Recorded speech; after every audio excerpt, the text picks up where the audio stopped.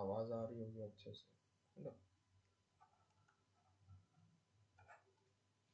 तो आज का ये ब्लैंक स्क्रीन का क्या मतलब है?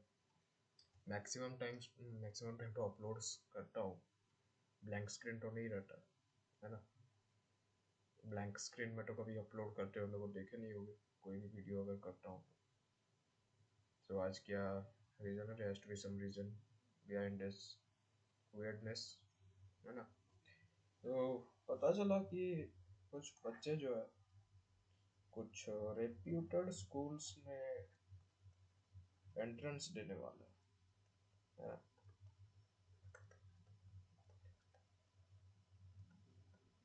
वाले अब क्वेश्चन अराइज करता है कि ये वीडियो का क्या मतलब है? So let me clarify.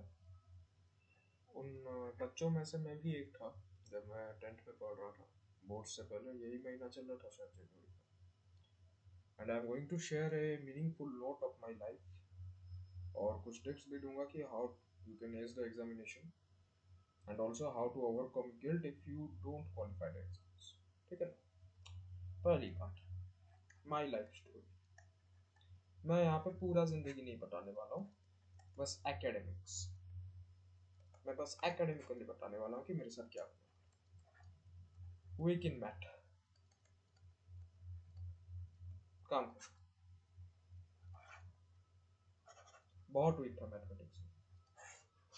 बोला जाए तो प्रायः क्लास 6 तक मेरे को कुछ नहीं आता था।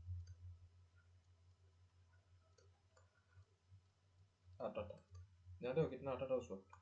Near about 68/80, something like that. 75 से ऊपर कभी जा ही नहीं रहा था। 7th से 8 9th में मैं 75 76 70 क्रॉस करने लगा। और सवाल आता है कि वहाँ उस वक्त मेरा साइंटिफिक टेम्परामेंट भी बढ़ गया था। Other than doing rote learning, I was on the part of learning mathematics by heart. फिर मज़ेदार चीज़ ये हुआ, 10th में मेरे मार्क्स ड्रॉप हो, drastic drop. It was drastic drop था एक तरीके का। 10th में क्या हुआ, HY में ये मतलब ये ऊपर वाला जो स्कोर है ना, वो HY और प्री बोर्ड्स सब में रहता था। प्री बोर्ड्स, एनुअल्स, जनरली 75 76 के बीच में ही रहता था एनुअल्स। HY में क्या हुआ, मेरा अचानक से 61 आ गया 80 में से। डिमोटिवेटेड हुआ, डिमोटिवेशन प्रो लेवल तो हुआ ही। And there were also some underlying causes, and I would not term them as depression or things like that, but some problems. I mean, you know, let us say human problems also. Human problems. I had some human problems, plus health problems. अब मजे की बात सुनो, तुम जितना भी पढ़ाई करो, और मैं एनुअल स्कोर भी लिख दे रहा हूँ मेरा, एनुअल और अभी मोटिवेशन आने वाला है सबसे तगड़ा वाला। प्री बोर्ड्स में मेरा HY में था, तो प्री बोर्ड्स में मेरा क्या हुआ, 72/80 हुआ, दैट इज 11 मार्क्स इंक्रीज। और एनुअल में भी 72 था, और इसका रीजन भी है बहुत इजी पे पता क्या हुआ एक्चुअली मैं बताऊंगा, and what is the purpose of my channel वो भी बताने वाला हूँ। Human problems, self problems, etcetera etcetera बहुत कुछ था। और मैं एक बात बता दे रहा हूँ, no one takes your responsibility. कोई नहीं देगा, कोई भी आपका रिस्पॉन्सिबिलिटी नहीं लेगा। कोई टीचर हो, कोई स्टूडेंट हो, आपका कोई भी दोस्त हो, आपका कोई भी, even I would say even your parents also, they will also not take the responsibility of your failure.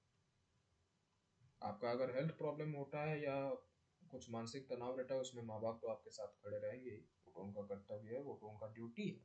But teachers will not, they will not stand with you, and this is my guarantee. They will never, they don't try to understand neither. आजकल के teachers तो मैं बता दे रहा हूँ, this is my clear warning, this is not my warning, this is a war which I have waged against the education system. आजकल के टीचर ना सोचते हैं एनसीईआरटी कर दो, है ना, दो थ्योरम्स पढ़ा दो, बाकी बच्चा अपने से करेगा, खुद से करो, है ना। और इसी के चलते एक तो बहुत कॉमन मिसकंसेप्शन आजकल बढ़ गया है, only intelligent people can crack entrances. एक बहुत ही वाहियात प्रिजम्पशन, प्रिपोस्टरस प्रिजम्पशन है उससे। और बाकी अगर कोई भी मेरे ऊपर कोई आक्षेप उठाना चाहे, आप मेरे से बात कर सकते हो मेरे यूट्यूब चैनल पे। हो सकता है कोई बच्चा सोचेगा कि इसका एंट्रेंस क्लियर नहीं हुआ तो ये सबको सुना रहा है। नो, मैं जहाँ पे पढ़ रहा हूँ it is prestigious, very much accepted in through out the country, और मैं वही बोल रहा हूँ जो मैं खुद एक्सपीरियंस किया, और मैं नहीं चाहता हूँ कि कोई बच्चे आगे जाके इसको एक्सपीरियंस करें। तो टीचर्स लोग तो ये करते रहते हैं, फिर पूछेंगे डाउट पूछो, डाउट पूछो, डाउट पूछो, डाउट पूछो। अरे मेरे भाई, आप खुद सोचो टीचर्स लोग का क्या चलता रहता है, डाउट पूछो, डाउट पूछो।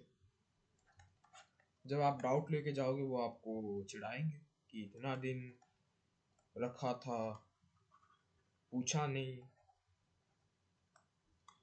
है ना। फिर टॉन्ट्स, बहुत कुछ सुनने को मिलता है ना। What is the solution? बच्चा जाएगा कहाँ? Where will the child go? Not the child, let's be purely professional. कहाँ जाएगा स्टूडेंट? कहाँ जाएगा स्टूडेंट? जाएगा कहाँ?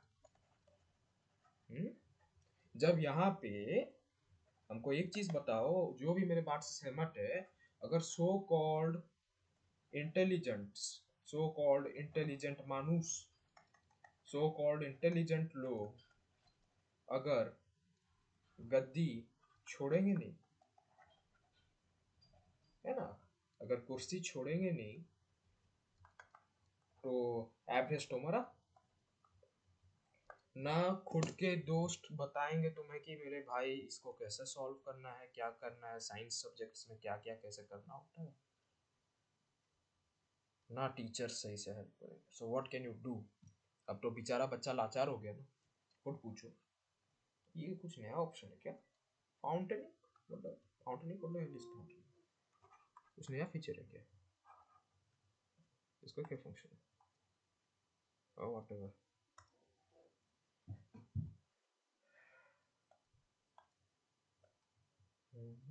वेट मिनट, वेट मिनट, हाँ ब्लू लेते हैं, चलो। ये क्या हो गया यार?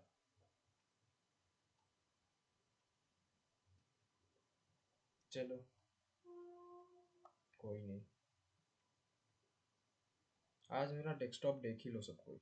ये देखो कितना अजीब अजीब ऐड सब आ रहा है, लॉल। चल भाई खुल जाओ।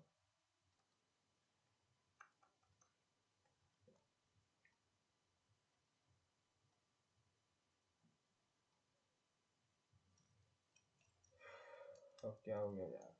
पेज वाइट हो गया, व्हाट? हाँ चलो, अच्छी बात है, आ गया यार। क्या?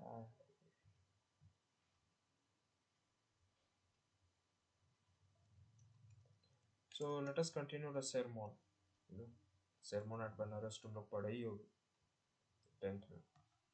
तो एक साधारण सवाल मैं पूछता हूँ, है ना, जब इंटेलिजेंट लोग, सो कॉल्ड इंटेलिजेंट लोग अगर गद्दी छोड़ेंगे नहीं, तो एवरेज तो मारा जाएगा, है ना। बेचारा एवरेज बच्चा करेगा क्या? जिसको सही में पढ़ने की इच्छा होगी, जिसको सही में नॉलेज लेने की मन हो, नॉलेज लेने का मन होगा, वो क्या करेगा? जाएगा कहाँ? बाकी बच्चों तो छोड़ो, रटवा रटवा बाकी को छोड़ लो, अपने को देखो ना यार। अगर तुम पढ़ना चाहते हो, है ना, हाईएस्ट लेवल में जाओ, हाईएस्ट, जो भी अचीव कर सको। तुमको सवाल पूछा गया, you can achieve anything, highest level में जाके पढ़ना चाहते हो, मान लो कोई भी सब्जेक्ट है, then what will you do? जब कोई आपको बताएगा नहीं, कोई आपकी सहायता करेगा नहीं, आप करोगे कैसे? अब सुनो, बात आते हैं एंट्रेंसेस पर। बच्चे ना सोचते हैं कि अगर हम 10वीं लेवल का कोई एंट्रेंस क्रैक कर लें, और इवन टीचर्स है ना, सोचते हैं कि बच्चा अगर एंट्रेंस क्रैक कर दिया, बच्चा एंट्रेंस क्रैक कर दिया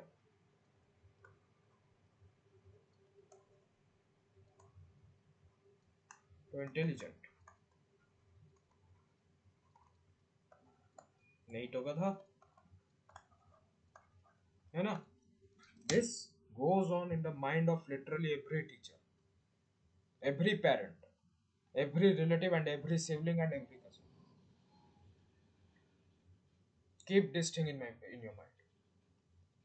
अब मैं जो बताने वाला हूँ उसको ध्यान से सुनो, ध्यान से समझो। अगर मान लेते हैं आप लोग जो स्कूल एंट्रेंसेस अभी देने वाले हैं, और मोस्टली मैं जिस जगह से बिलोंग करता था वहां पे भुवनेश्वर में एक स्कूल है, I am not going to take the name of that school, है ना, I am not going to take the name of that school, neither I will take name of any school. But बच्चे दौड़ते हैं exam crack करने के लिए, बच्चे दौड़ते हैं एग्जाम क्रैक करने। अच्छा, मेरे को एक बात बताओ, जब बच्चे के पास नॉलेज होगा नहीं, है ना, जब बच्चे को नॉलेज ही ना दिया जाए, है ना,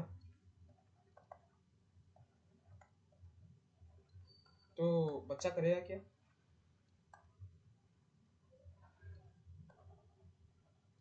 कैसे क्रैक करेगा? कैसे क्रैक करेगा बताओ?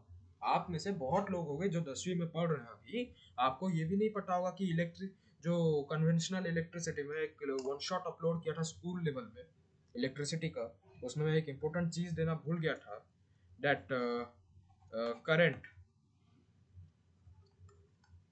Takes the path of least resistance.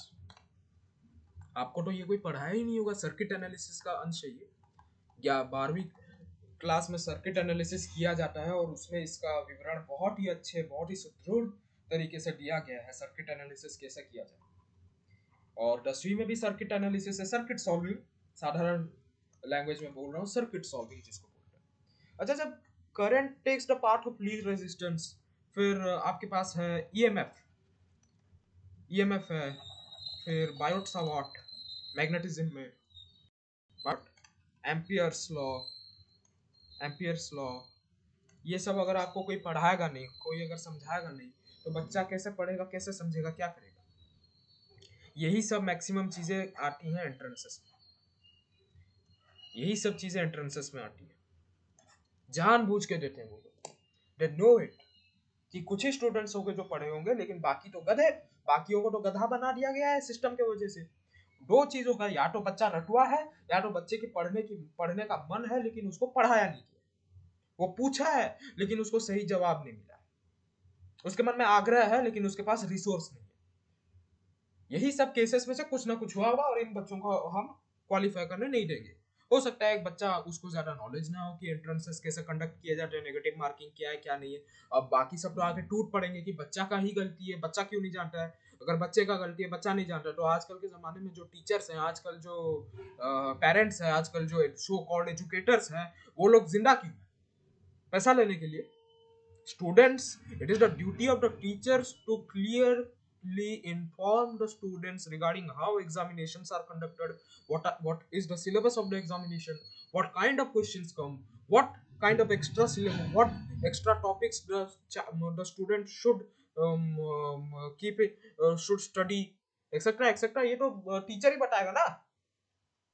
आप खुद, मैं आपको खुद बता रहा हूँ, मैं बहुत अच्छे से बता दे रहा हूँ। आप जब देखोगे सिलेबस, मैं जिस स्कूल का बात कर रहा हूँ बहुत बच्चे समझ गए होंगे, उसका सिलेबस देखोगे, पुराना सिलेबस में ग्रेविटेशन था, वर्क एनर्जी थ्योरम था, ये सब था। उसमें एनसीईआरटी डाटा ही दिया गया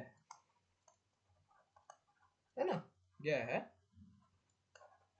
परंतु पूछेगा क्या चीज, सवाल पूछेगा क्या, पूछेगा लेकिन उल्टा, लेकिन पोटेंशियल एनर्जी एक्सप्रेशन जो कि पढ़ाया जाता है 11th में, मैं अभी 11th में हूँ, खत्म होने को आया है, एंड जीपी का इक्वेशन जो होता है gravitational potential energy for longer distances in terms of R जो रहता है, it is defined as minus G M one into M two by R, है ना। Standard Newtonian gravitational potential equation ये होता है, this is the standard Newtonian equation. And non standard equation में positive बन जाता है। अब सवाल ये आता है, questions, work energy theorem, weight theorem, है ना, वर्क एनर्जी थ्योरम, ये सब बच्चों को पढ़ाया ही नहीं गया है। क्यों पढ़ाया नहीं गया है? दो फैक्टर है। एनवायरनमेंट, पढ़ने का एनवायरनमेंट है नहीं, आलस्य, हिंदी में लिख देते हैं आलस्य, सही है शायद, मैं थोड़ा आदत छूट गया हिंदी में, I am very sorry, Odia में लिख के देखता हूँ, आलस्य, हाँ सही है, ठीक है।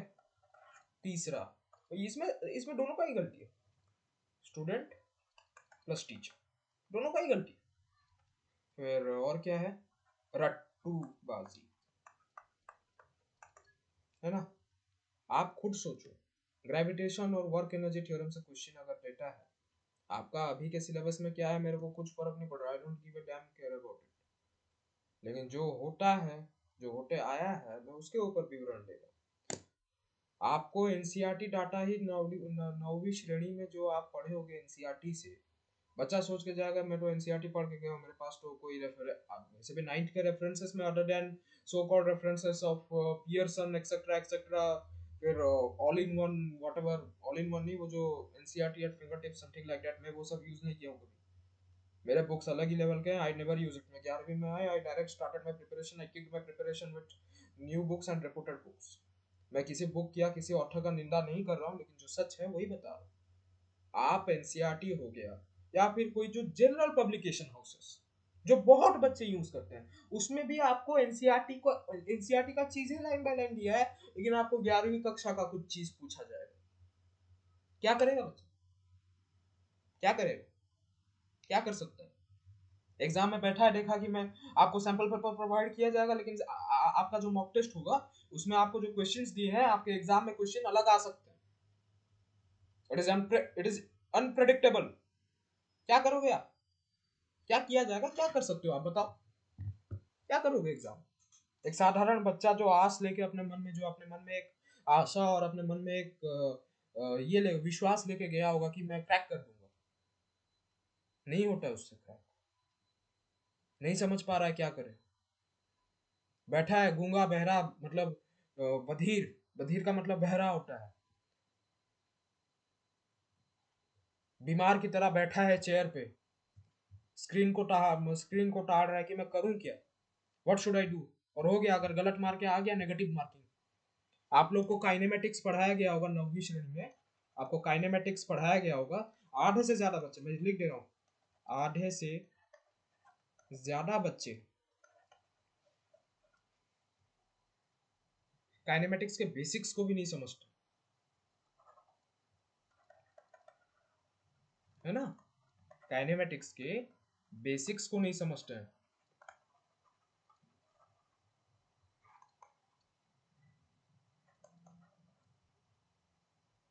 क्या हो गया यार, वो क्या रहा है यार, वो एक मिनट, पहले मैं पेन निप चेंज करूंगा, मैं अपना डीजी पेन का निप पहले चेंज कर देता हूँ, है ना।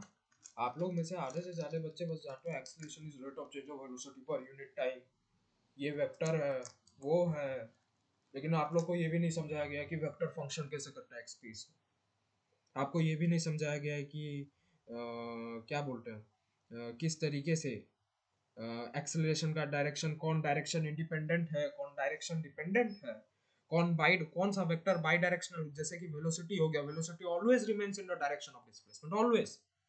लेकिन ये सब चीजें जो है कोई टीचर होगा उसको अच्छे से पता, बहुत अच्छे से पता होगा, लेकिन कभी कभी गलती से बच्चों के सर से ये सब डाटा निकल जाता है, क्योंकि उनके पास ना प्रॉपर नोट्स होते हैं, ना उनके पास वो कॉम्प्रिहेंशन पावर उनका डेवलप करवाया गया है। एंड बाय कॉम्प्रिहेंशन पावर मैं बोलना चाहता हूँ कि उनके पास वो सोचने की क्षमता डेवलप नहीं करवाया है। जब ये डेवलप करवाया ही नहीं जाएगा तो बच्चा समझेगा कैसे? अगर मैं पूछता हूँ, एक्सेलरेशन नेगेटिव हो सकता है, पॉजिटिव भी हो सकता है, लेकिन वेलोसिटी पॉजिटिव हो सकता है ना? वेलोसिटी एक ही डायरेक्शन में रहेगा, it will always remain in the direction of displacement, but acceleration या फिर रिटार्डेशन मान लेते हैं, जो सर मैं सीधी बात में बोल रहा हूँ, second derivative of rate of change of displacement with respect to time, ये नेगेटिव भी हो सकता है, पॉजिटिव भी हो सकता है। अब बच्चे को समझाएगा कौन?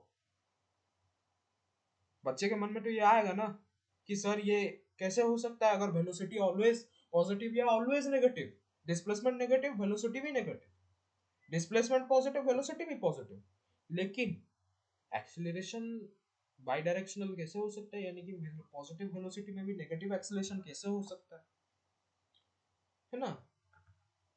ये तो बच्चे के मन में आना चाहिए। और इसका रीजन ये है, यहाँ पे तो बहुत विस्तृत तरीके से 11वीं कक्षा में पढ़ाया जाता है, ये सब का मैकेनिज्म कैसे होता है, ये मैथमेटिकल एनालिसिस से पता चल जाता है। लेकिन जब बच्चे के सर में ये नहीं पता, आप लोगों को तो ये भी नहीं पता होगा, बहुत बच्चों को स्लोप कैसे निकालते हैं, है ना? नहीं पता होगा। आप लोग क्या सोचते हो? आप लोग सोचते हो ना, कोई ऐसा ग्राफ है, ये एक स्ट्रेट लाइन है, ये थीटा एंगल है, tan थीटा स्लोप के बराबर होता है, स्लोप को m से डिनोट किया जाता है। लेकिन आप लोग मेरे को एक चीज का जवाब दे दो, अगर ये इस तरीके का एक लाइन है तो इसका तो थीटा ये हो गया। अब बच्चा क्या बोलेगा, सर tan थीटा में, भैया tan थीटा ही स्लोप है। लेकिन बच्चे को ये नहीं पता है कि स्लोप एंगल हमेशा रनिंग एक्स के साथ लिया जाता है, रनिंग पॉजिटिव एक्स के साथ, ये थीटा डैश होगा और यहाँ पे tan थीटा डैश स्लोप है ना? आपको जब ग्राफिकल क्वेश्चन दिया जाएगा आप वहां पे गलत मार के आ जाओगे और आपका मार्क कट जाएगा मोस्ट प्रोबेबली। और आपका मार्क कहाँ कटेगा जानते हो? जब रिलेशंस पूछता है, जैसे कि अल्फा, मतलब मैं तो बहुत सॉल्व किया हूँ ये सब, जैसे कि रिलेशन पूछ लेता है कि मान लीजिए ये ग्राफ है, वैसे तो ये बहुत प्रसिद्ध ग्राफ है ना? आपका ये ग्राफ हो गया, ये थीटा वन, ये हो जाएगा थीटा टू, है ना? पूछता है अगर मान लीजिए, ऐसे नहीं करना चाहिए एक्चुअली, इसको ऐसे ले आ रहा हूँ, है ना, ऐसे ले आ रहा हूँ, इस पार्ट को इग्नोर करो, यहाँ पे थीटा टू रखो, तो यहाँ पे एक मैक्सिमम वेलोसिटी अटेंड करती है वी एम। आपको पूछेगा वी एम का वैल्यू क्या है, कैसे निकालोगे आप, क्या करोगे? आप जानते हो कि आप बच्चे क्या गलती करते हैं, इसको तो यहाँ से कैंसिल कर दो, आप बस इस पे फोकस करो, मैं बड़ा कर दे रहा हूँ थोड़ा सा, आप बस इस पार्ट पे फोकस करो। क्या लोगे आप, क्या करोगे आप? tan थीटा टू ले लोगे? लोगे क्या? नहीं, ऑब्वियस सी बात है, रनिंग एक्स वाला थ्योरी लगाना पड़ेगा और इसको तो पाई माइनस थीटा टू करना पड़ेगा। और आपको तो ये भी नहीं पता होगा कि tan pi minus theta two, क्योंकि आपको तो कभी 90 डिग्री से ज्यादा एंगल के बारे में पढ़ाया ही नहीं गया है ना 10वीं में। क्यों कोई पढ़ाएगा, कोर्स में नहीं है, कोर्स में है नहीं, जो होगा एंट्रेंस में देखा जाएगा, बच्चे बौखला जाए, हमारा क्या। और ये माइनस tan थीटा टू के बराबर होगा, यानी कि इस पिरामिडल पॉइंट से, ए पॉइंट से लेके बी पॉइंट तक इसका जो लाइन बना है, इसका slope negative of tan theta to होगा, जो बराबर होगा माइनस वी एम। क्योंकि देखो बहुत अच्छे से, यहाँ पे वी एम पॉजिटिव है, graphically V M is positive, तो अगर भाई आपको एक नेगेटिव स्लोप चाहिए, tan थीटा टू तो ऑलरेडी ही पॉजिटिव है ना मेरे भाई, tan थीटा टू बहुत ध्यान से समझो, tan थीटा टू पहले से ही पॉजिटिव है, क्योंकि थीटा एक्यूट है, थीटा टू जो है वो एक्यूट है, राइट, थीटा टू एक्यूट है। यहाँ पे एक छोटा मिस्टेक हो गया, वेक्टर मिस्टेक हो गया, उसको आप इग्नोर करो, वेक्टर मिस्टेक कभी इग्नोर करो। Minus tan theta two minus V M by T two, क्योंकि भाई यहाँ तक पहुंचने के लिए ये जो वी टी ग्राफ में बनाया हूँ, यहाँ पे कुछ टी टू टाइम होगा, यहाँ पे कुछ टी वन टाइम होगा, और अभी वी एम, तो ये आप क्या लिख सकते हो कि जो मान लेते हैं माइनस tan थीटा टू कुछ बीटा के बराबर है, माइनस बीटा के बराबर, तो minus V M by T two हो गया, दोनों तरफ माइनस कैंसिल हो गया, अच्छा, आप सवाल पूछोगे कि भैया मैं तो tan थीटा 2 खाली लेके कर सकता था। मेरे भाई, अगर तू खाली tan थीटा 2 लेके कर सकता था, यहाँ पे बाई चांस साइन कैंसलेशन हो गया, लेकिन हर एक क्वेश्चन में, हर एक ग्राफिकल क्वेश्चन में साइन कैंसलेशन होगा, इसका कोई मतलब है? आपको यहाँ पे पहले से पता है कि Vm पॉजिटिव है, तो आप यहाँ पे खुद से नेगेटिव लगा पा रहे हो।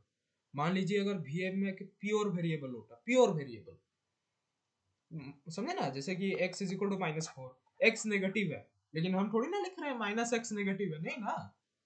उस तरीके का होता, क्या करते तब तब तो रनिंग एक स्लोप लेना पड़ता। आपको तो स्टैंडर्ड मेथड पता नहीं है कि कैसे लिया जाता है। मैं ये टीचर्स के लिए स्पेशली बोल रहा हूँ।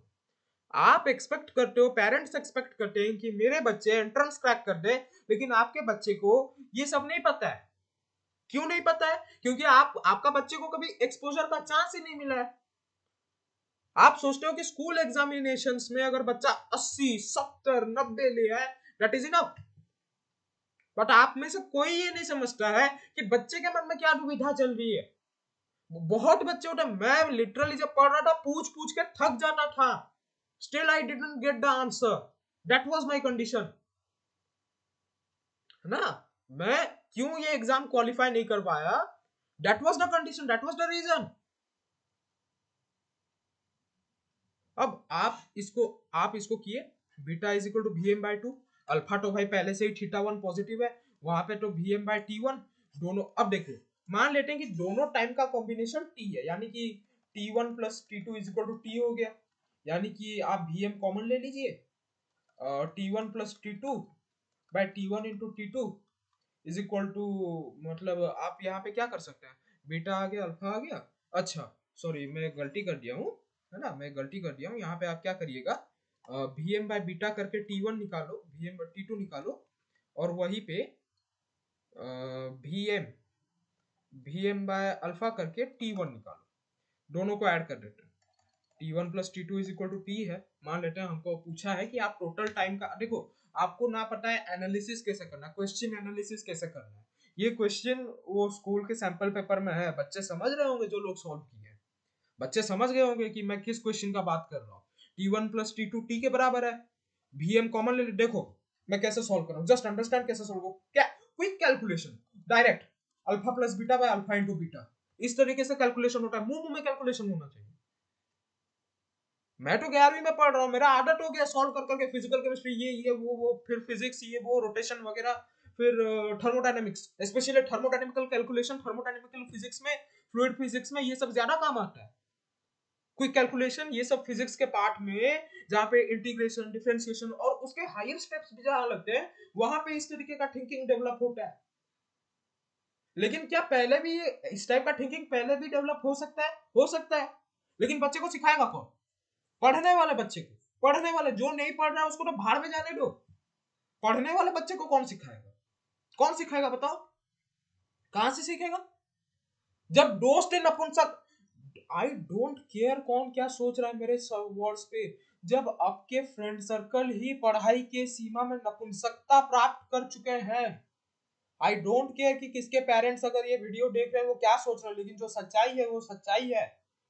जब बच्चे के दोस्त ही नपुंसकता प्राप्त कर चुके हैं पढ़ाई में, तो पढ़ने वाला बच्चा पढ़ेगा कैसे? कैसे पढ़ेगा? जब उसके मन में आश रख के बैठा होगा कि मेरे को पढ़ना है, मुझे अपने आप को समृद्ध बनाना है, लेकिन वो बाहरी दुनिया को देखा ही नहीं होगा, तब बच्चा करेगा क्या? जब उस बेचारे का एंट्रेंस में क्वालिफिकेशन नहीं हो पाएगा, और जब वो किसी का सहारा ढूंढेगा, तब तो कोई नहीं होगा उसको सहारा देने के लिए, सब तो उस पे हंसेंगे ना, कि देखो इसका एग्जाम क्रैक नहीं हुआ, हमारा क्रैक हो गया। That will be the situation. This is what goes on in the mind of a student, जो कि मैं एक्सपीरियंस कर चुका हूँ। अब कोई अगर आके बोलता है कि भैया आपका तो क्लियर नहीं हुआ इसीलिए आप बोल रहे हो, आप सिंपैथी गेन करना चाह रहे हो, अरे यार मैं जहाँ पढ़ रहा हूँ ना, तुम समझ भी नहीं सकते हो। मेरा डेडिकेशन अलग लेवल का है, लेकिन मैं हर एक बच्चे का हेल्प करना चाहता हूँ। अब देखो यहाँ पे ये तो टी के बराबर हो गया, therefore Vm is equal to T alpha beta by sigma alpha. मैं इस तरीके से लिखता हूँ, मेरा बहुत ही शॉर्ट तरीके से मैं लिखता हूँ, है ना।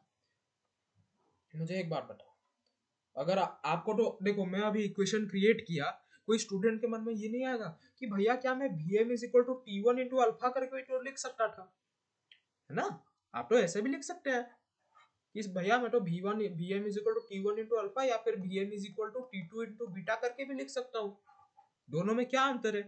दोनों में अंतर ये है, यू आर रिक्वायर्ड, बात समझो, टू फाइंड Vm, क्वेश्चन में बोला है इन terms of alpha and beta, आपको खाली अल्फा या खाली बीटा के टर्म्स में नहीं मांगा है। ये सब कॉन्सेप्चुअल ब्रिजिंग ही बच्चों का नहीं होता है। आपका ऑप्शन में दिया होगा Vm is equal to T1 into alpha या T2 इंटू बीटा, एक बच्चा उसी को क्लिक करके आ जाएगा, लेकिन असलियत में आंसर ये होता है। आपको क्वेश्चन एनालिसिस भी नहीं आ रहा होगा, है ना? मैथमेटिकल एनालिसिस जब कोई क्वेश्चन का रहता है, स्पेशली फिजिक्स में और फिजिकल केमिस्ट्री में, इस तरीके से किया जाता है कि हमको जो मांगा गया है, जो क्वांटिटी, वो किस वेरिएबल के बेस में, किस स्लोप के आधार में, किस क्वांटिटी के आधार में मांगा गया। आपको केवल सिंगल क्वांटिटी के आधार में नहीं मांगा गया, आपको दो क्वांटिटी के आधार में मांगा गया, है ना? दो क्वांटिटी के आधार में आप क्वेश्चन सॉल्व कर लोगे आपको, लेकिन अगर इस तरीके का कुछ डायग्राम दे देता है, आप इलेक्ट्रिसिटी जो पढ़ा होगा वो समझेगा, है ना? देखो, ये जो प्रसिद्ध, जानते हो बच्चे क्या करते हैं? बच्चे लिख के आ जाते हैं सिग्मा R1, सीरीज है, सीरीज कनेक्शन में बच्चे सिग्मा R1 लिख के आ जाता है, लेकिन असलियत जानते हो ये पैरेलल है। अब बच्चा पूछेगा भैया पैरेलल है, कैसे पैरेलल है? उसको तो कॉन्सेप्ट पता नहीं है, लीस्ट रेजिस्टेंस पाथ, ये कॉन्सेप्ट तो बच्चे को पता नहीं है ना?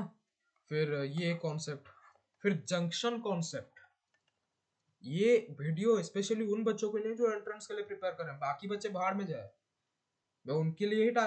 जंक्शन पॉइंट, जंक्शन पॉइंट, फिर तीसरा KVL, KVL analysis, KVL analysis ये 11th में है, लेकिन मैं अभी डिस्कस नहीं करने वाला हूँ, है ना? आपको तो यही समझ में नहीं आएगा, आप तो बौखला जाओगे कि अरे हम तो कुछ करके आए थे, ये तो दिया कुछ है, तब क्या करोगे? आपको तो ये नहीं बताया गया होगा कि अगर मैं यहाँ पे सायन कलर चूज कर रहा हूँ, अगर मैं यहाँ से एक आई करंट पास करवाता हूँ तो करंट सीधा नहीं भागेगा, यहाँ से करंट यहाँ से सीधा नहीं भागेगा, करंट R1 रेजिस्टर्स में घुसेगा ही नहीं, पहली बात तो वो तो सीधा चले जाएगा यहाँ पे, क्योंकि यहाँ तो कोई रेजिस्टेंस नहीं है। मान लेते हैं करंट के अंदर जीवन है, वो देखा कि अरे मेरे सामने पत्थर है, मेरे पास तो दूसरा अच्छा वाला रास्ता है, इतना बड़ा पत्थर है, मैं इतना बड़ा पत्थर हटा के जाऊंगा क्यों?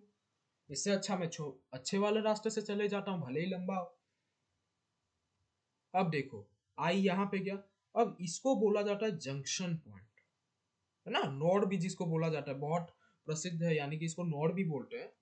यहाँ पे करंट टूटता है, क्योंकि देखो बहुत अच्छे से देखो, मैं समझा रहा हूँ क्या होगा।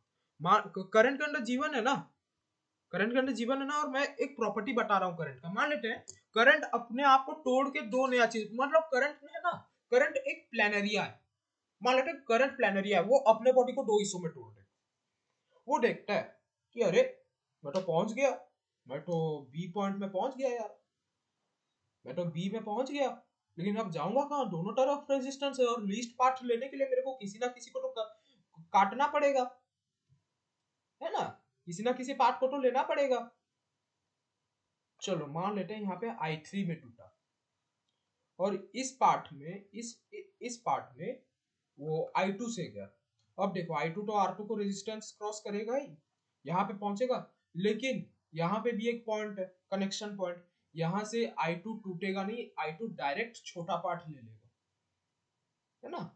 सीधा स्मॉल, मतलब ये वाला जो नॉन लीस्ट रेजिस्टेंस पार्ट ले लेगा। फिर यहाँ से I3 आएगा इसको क्रॉस करके, और ये तो जंक्शन पॉइंट है ही, यहाँ पे तो ये लोग मेल खाएंगे, यहाँ पे I2 आ जाएगा, और clearly I2 plus I3 is equal to I, आपका टोटल नेट करंट जो है प्रिजर्व हो गया। तो टेक्निकली आपका R1 रेजिस्टेंस जो है वो तो डिफॉल्ट है, वो तो डिफंक्ट है एक तरीके से, उसका कुछ मायना नहीं है। लेकिन अगर मान भी लिया जाए यहाँ पे भी एक करंट टूटता है, तो आप बोल सकते हैं कि R1 R2 और R3 पैरेलल में कनेक्टेड है, क्योंकि भाई करंट डिवीजन हुआ है, सीधी बात, करंट डिवीजन हो गया, काम खत्म। अगर हम कोई भी सेटिंग करवा के अगर हम कोई भी सेटिंग करवा के R1 से हम करंट पास करवा देते हैं कुछ हिस्सा, तो भाई तीनों पैरेलल में हो जाएंगे। अब अगर आपके ऑप्शन में 1/R1 plus 1/R2 plus 1/R3 का दिया होगा, डायरेक्ट क्लिक कर दो, काम खत्म। अगर ऑप्शन में दिया होगा 1/R2 प्लस 1/R3, देन आप उसको ही क्लिक करना। लेकिन अगर आपका ऑप्शन में तीनों दिया होगा, देन आई वुड सजेस्ट कि आप 1/R1 plus 1/R2 plus 1/R3 connect करो, मतलब ये करना है ना। तो ये सब एनालिसिस तो आपको कोई सिखाया नहीं होगा। इलेक्ट्रोमोटिव फोर्स, इसके बारे में भी आपको कोई जानकारी नहीं होगी। सेल एनालिसिस, सेल एनालिसिस भी कोई नहीं बताया होगा फिजिक्स में स्पेशली। गणित का तो छोड़ो, गणित में तो most of the things NCERT से ही आती है, केमिस्ट्री का भी एनसीईआरटी से ही आता है अदर देन फिजिकल। और मैं एक एडवाइस दे रहा हूँ, फिजिकल केमिस्ट्री फिजिकल केमिस्ट्री पर ध्यान मत दो, मेरी बात मानो, मत दो। अरे मेरे भाई, जो नहीं हो रहा ना, आपको वहां पे जाके नॉलेजियस पर्सन नहीं दिखाना है अपने आप को कि मैं सब जानता हूँ। नो, एंट्रेंसेस ऐसे नहीं फंक्शन करते हैं। आपको जो नहीं आ रहा है, simply live it, attempt what you can attempt at max. वो नेसेसरी है समझना, जो आप अटेम्प्ट कर सकते हो आप उसको अटेम्प्ट करो। आपको कोई मतलब पूछेगा क्या कि मेरे भाई तो फिजिकल केमिस्ट्री का ये चीज का आंसर क्या, आपको कंप्यूटर में दोगे, आप तो डेस्कटॉप पे दोगे, कोई पूछने वाला है नहीं। तो जो नहीं आता है उसको छोड़ देना है। अभी मैं आपको डिमोटिवेट नहीं कर रहा हूँ, ये नहीं आता, ये नहीं आता है। I am trying to expose the reality कि अगर भी आपका एग्जाम क्लियर नहीं हो पाता है, वहां पे आपकी गलती नहीं होगी पूरी। दिस इज एग्जाम, ये आपका ये फर्स्ट एक्सपीरियंस है। इसके बाद 2 साल है, आपको बहुत कुछ सीखना है। अभी तो आप एक तुच्छ सा रियलिटी देख रहे हो। आप जब 11वीं के एंड में आओगे ना, ये अगर आपका ये क्वालिफाई नहीं होता और अगर आप एक अच्छे स्टूडेंट बन जाते हो, अगर आप एक अच्छे स्टूडेंट बन जाते हो, अगर आप समझदारी से काम करते हो, एक एक मिनट नहीं, 30-30 सेकंड में ये सब पेपर सॉल्व कर लोगे आप, है ना। बात को समझो, मैं क्या बोलना चाहता हूँ, मैं ये बोलना चाहता हूँ, ये वीडियो का पर्पस ये है कि कॉन्फिडेंस मत हारो। जो भी डिमोटिवेट करता है, क्या करेगा डिमोटिवेट करके, नहीं हुआ ना एंट्रेंस, मान लेते नहीं होगा ना, नहीं होगा। बहुत सारे स्कूल है पढ़ने के लिए, आप कोटा जा सकते हो, कहीं पे भी जा सकते हो अगर आपको साइंस ही पढ़ने का मन है। संसार में ऐसा नहीं है कि हर चैलेंज मतलब ये हो जाएगा, मतलब टूट जाएगा, ऐसा कुछ नहीं होता है। ऐसा कुछ नहीं होता, मतलब हर चैलेंज को हमको क्लियर करना है। आपका ये फर्स्ट एक्सपीरियंस है, आपको सीखना है, यू हैव टू लर्न। हाँ, बात रही नेगेटिव मार्किंग की, आपका -1 का मतलब जानते हो क्या होता है? 4 मार्क कटेंगे, उसमें एडिशनल 5 होके 5 ही कटेगा अगर आपका एक गलत हो, है ना। 5 कटेंगे, 5 कटेंगे, इसको नेगेटिव मार्क बोला जाता है। तो जो नहीं आता है, ये क्या होगा, मत करो। आपको वहां पे नॉलेजियस पर्सन नहीं बनना। बेटर नेगेटिव मार्क से अच्छा है कोई चीज अटेम्प्ट ना करना, है ना। और मैं अभी आपको एक चीज बता दे रहा हूँ। मान लेते हैं अगर किसी बच्चे का एंट्रेंस नहीं क्लियर होता है, किसी का नहीं क्लियर होता है, आप अपने बोर्ड्स पे फोकस करो, बोर्ड्स पे फोकस करो। और बोर्ड्स भी एंड नहीं है, फोकस करो। अगर हो जाता है बहुत अच्छी बात है, नहीं भी होता है बोर्ड्स पे फोकस करो। अपने आप को हमेशा गिल्ट मत दिखाओ, नहीं पढ़ पाए, नहीं पढ़ पाए, परिस्थिति ऐसी नहीं थी कि आप पढ़ सके सही से, नहीं हो पाया, है ना। आप पहली बार एग्जाम दे रहे हो, देन फेस इट। आप पहली बार एक वाइड स्पेक्ट्रम लेवल में एग्जाम दे रहे हो, फेस इट।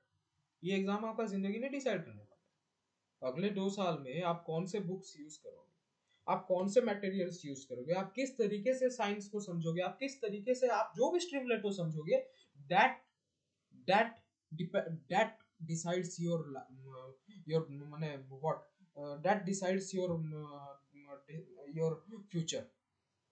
आप कितनी बार मॉक टेस्ट दोगे अगले 2 साल में? मान लेते हैं आप 1 साल मॉक टेस्ट दिए भी नहीं, मान लेते हैं 11th में कोई बच्चा था उसको बहुत तकलीफ होता है, दिए भी नहीं, 11वीं 12वीं में ना अगर आप स्कूल के अगेंस्ट जाके पढ़ाई करना स्टार्ट कर दोगे स्टार्टिंग से, you can do what others can not, you can achieve what others can not do.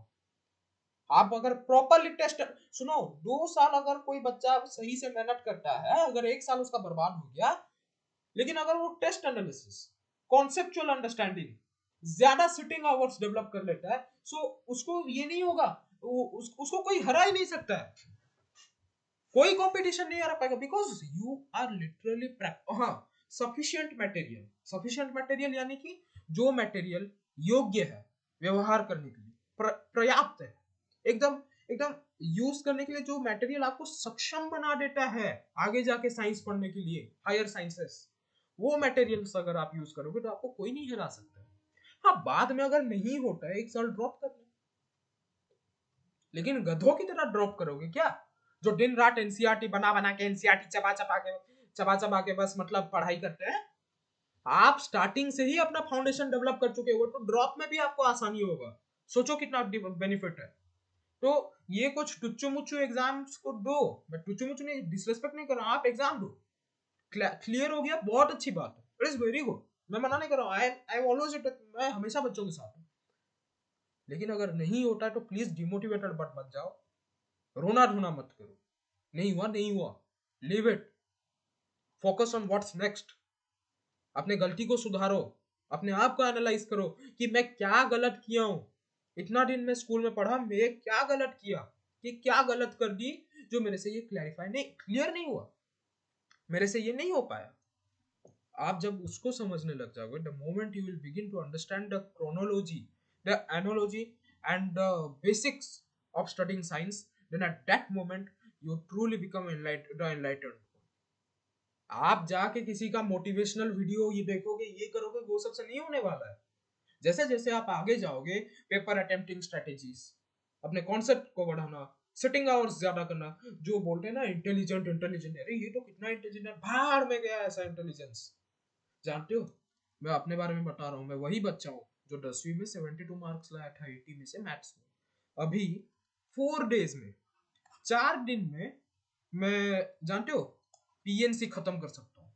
अपने भाई लोग को पूछना, अपने बहन लोग को पूछना, पीएनसी कितना भयंकर चैप्टर खत्म कर सकता हूँ, दिस इज माई गारंटी, खत्म कर सकता हूँ मैं, पहले से ही पढ़ के बाइनोमियल खत्म कर सकता हूँ, पढ़ के रखा हूँ मैं पहले से, 4 दिन में, जस्ट इन 8 डेज खत्म, 100 इलस्ट्रेशन, 100 एग्जाम्पल पूरा समझ के 1 आवर में 20 to 25 इलस्ट्रेशन कंप्लीट कर सकता हूँ, 1 आवर 30 मिनट्स और लिया। कैसे ये सब डेवलप हुआ वो तो बाद में बात करेंगे, जब आप लोग नेक्स्ट ईयर 11th में रहोगे, मैं 12वीं में रहूंगा, तब मैं बताऊंगा कैसे ये सब किया जाता है, लेकिन कोई ऐसा ये सब असंभव नहीं है, मैं बता दे रहा हूँ, ये सब असंभव नहीं है करना। आप अपने आप को नीचे ना समझे, आपको सही गाइडेंस जब मिल जाता है, जब आप खुद से रिसर्च करने लगोगे कि मुझे ये करना चाहिए, मुझे वो करना चाहिए, मेरे को ऐसे करना चाहिए, और जब आप खुद अपना एक तो डेकोरम डेवलप कर लोगे, then nobody is going to stop you, no one. बच्चे बोलते रहते हैं रोटेशन बहुत टफ है, रोटेशन बहुत टफ है, यू नो, रोटेशन रोटेशन जो है ना, 1 आवर लगेगा मेरे को टोटल थ्योरी समझ के पढ़ाने के लिए, ओनली 1 आवर, वन भी नहीं, I would say 30 minutes, 30 minutes, कोई भी टेस्ट कर सकता है, एनीथिंग, हर जगह यूट्यूब में देखता हूँ यार, चिल्लाते रहते हो रोटेशन खराब है, रोटेशन ये है वो है, थर्मोडायनेमिक्स नहीं हो रहा है, अरे यार जब आप एग्जांपल ही गलत तरीके से करोगे तो होगा कैसे सॉल्व, जब आप बुक ही गलत, अरे जब गलत थ्योरी बुक यूज करोगे, जब अच्छे से थ्योरी समझोगे नहीं, सवाल होगा नहीं, जब विजुअलाइजेशन क्रिएट करोगे नहीं तो फिजिक्स होगा नहीं, मैथ्स में जब तक आप ट्रिक्स के पीछे दौड़ना, मैथ्स में ट्रिक्स के पीछे, बाहर में गया tricks, you are not running behind the concept. आज अगर कोई भी बच्चे का एंट्रेंस नहीं होता है, उसके लिए बच्चा भी दायी है, तो मतलब बच्चा दायी है, ऐसा नहीं है कि उसका प्राण ले रहे, इस तरीके से नहीं, टीचर समुदाय का भी गलती है, एनवायरनमेंट का भी गलती है और सो कॉल्ड एजुकेटर्स का भी गलती है। This is my point. ये पॉइंट्स मैं रखना चाहता हूँ। अगर कोई बच्चा एक्सेप्ट करता है, एक्सेप्ट करे, और अगर कोई बच्चा बोलता है कि भैया मैं तो इंटेलिजेंट हूँ नहीं, मुझसे तो होगा नहीं, मैं वो, बेटा सुनो, जितना दिन अपने आप को डिमीन करते रहोगे ना, nobody is going to save you. ये ऐसे केसेस बहुत से आए मेरे पास। एक बच्चा मेरे को 2-3 दिन पहले कॉल किया था, मेरे को बोला कि भैया अभी 1 महीना बचा है बोर्ड्स के लिए, मेरे से भैया हो नहीं रहा है, मेरे को कुछ समझ में नहीं आ रहा है। अरे यार, तो 1 साल बचा था तो क्या कह रहा था? आप अपने आप को ऐसे परिस्थिति में डालते ही क्यों हो जहाँ पे आपको आंसू निकालना पड़े आंख से, जहाँ पे आप किसी का सहारा मांगो? मत करो ऐसा। जब समय रहता है तब पढ़ो, और अगर ऐसा नहीं भी हो पाए, मान लेते हैं कुछ कारणवशतः ऐसा नहीं हो पाता है, तो आशा मत करो, मतलब डोंट लूज योर होप। अच्छे आदमी से कांटेक्ट करो, अच्छे से प्लानिंग करो, अच्छे से स्ट्रक्चर करो, अच्छे से प्लानिंग करो, अंडरस्टैंडिंग करो, स्ट्रक्चर करो, स्ट्रक्चरल प्लानिंग करो, उसके बाद एग्जीक्यूट करो, and that will lead you to success. आपको नीट देना है, जो भी देना है, आपका टारगेट ये नहीं रहना चाहिए कि 14 लाख, 20 लाख, 21 लाख, 22 लाख बच्चे दे रहे हैं, 60 बच्चों का 720 आया है। आपको ये टारगेट रखना है कि मेरे को 720 है, अपने आप को बस, है ना? जो अभी 10वीं में ही पढ़ रहे हो, बहुत ही कम बच्चे होंगे जो लोग एक्चुअली आर्टिस्ट, मतलब इतने, मतलब भयंकर इग्नोरबाजी करते हैं। आर डी शर्मा का नाम सुनते ही बोलने लगेंगे कि अरे exemplar is enough, exemplar is enough, exemplar is not enough. Your so called exemplar is not enough for understanding, it is just enough for getting free का marks, but it is never ever enough for understanding what the true essence of mathematics in class 10th। And मैं बोल रहा हूँ, S चांद हो गया, कुछ भी हो गया, आप वो सब कुछ नहीं है आर डी शर्मा के सामने। अब बहुत टीचर्स बोलते हैं, स्टूडेंट्स बोलते हैं एस चांद is the best, Pearson is the best, ये वो। मेरे भाई, जब आपको थ्योरी ही सही से पता नहीं है, आप क्वेश्चन करोगे कैसे? है ना? So getting accumulated with the theory plus question leads to completion of chapter। खाली क्वेश्चन कर देने से, ट्रिक सीख के, कि खाली थ्योरी पढ़ने से नहीं होता। And R D Sharma is the best for it, best. मैं पियर्सन कर दूंगा, ये कर दूंगा, नहीं चलेगा उसे। Pickup one book, pickup one material and follow it through out your school, through out your academic year in 10th। लेकिन आप लोग, अगर जो बच्चा किया होगा भाई, वो तो बहुत अच्छी बात है। मैं तो आर डी शर्मा पूरा खत्म कर दिया, मतलब जानते हो, मैं जब किया फिर भी मेरा 72 इसीलिए आया क्योंकि मेरे को कोई सिखाया नहीं था प्रॉपरली, सिली मिस्टेक्स वगैरह, फिर कैलकुलेटिव कैसे बनते हैं, मेरे को कॉन्सेप्ट्स आते थे, लेकिन प्रॉपर एब्सोल्यूट लेवल में एग्जीक्यूशन नहीं आता था। यहाँ पे मैं एग्जीक्यूशन भी लिख रहा। कर्सर कहाँ गया? ब्लैक स्क्रीन में पता ही नहीं चल रहा कर्सर। ये 3 फैक्टर जब मिलता है तब जाके आपका चैप्टर खत्म होता है। जब आपको प्रॉपर एग्जीक्यूशन पता हो, देन आप चैप्टर खत्म कर सकते हो। उस तरीके से आप चैप्टर खत्म कर सकते हो। बाय द वे, इसमें कोई स्ट्रेस की बात नहीं है। एंट्रेंस के टिप्स तो मैं दे चुका हूँ कि किस तरीके से फॉलो करना है, क्या करना है। नेगेटिव मार्क से बचो, जो नहीं आ रहा है उसको मत करो।